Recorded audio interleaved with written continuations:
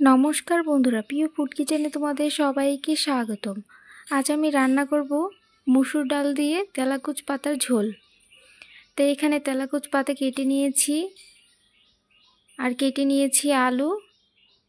এদিকে কড়াইতে জল বসিয়ে দিয়েছি। এবার মুসুর ডালগুলো দিয়ে দিব কেটে রাখা আলুগুলো, দিয়ে দিব কাঁচা লঙ্কা আর নুন। এবার ঢেকে সেদ্ধ করে নেব। ডাল আর আলুগুলো সেদ্ধ হয়ে গেছে। এবার দিয়ে দিব তেলাকুচ পাতাগুলো।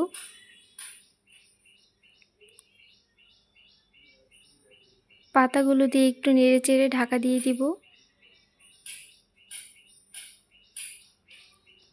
এবার ঢাকনা খুলে দিয়ে দিব অল্প একটু হলুদের গুঁড়ো।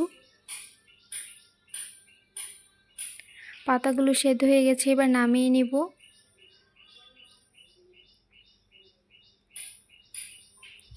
কড়াইটা ধুয়ে আবার বসিয়ে দিয়েছি। এবার দিয়ে দিব অল্প করে তেল, দিয়ে দিব শুকনো লঙ্কা,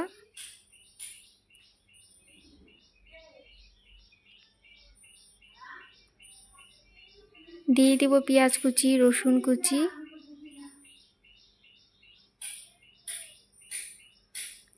পেঁয়াজ আর রসুনগুলো ভালো করে ভেজে নিব।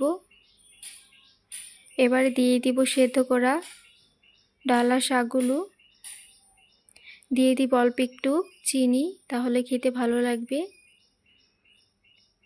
হয়ে গেছে, এবার নামিয়ে নিব।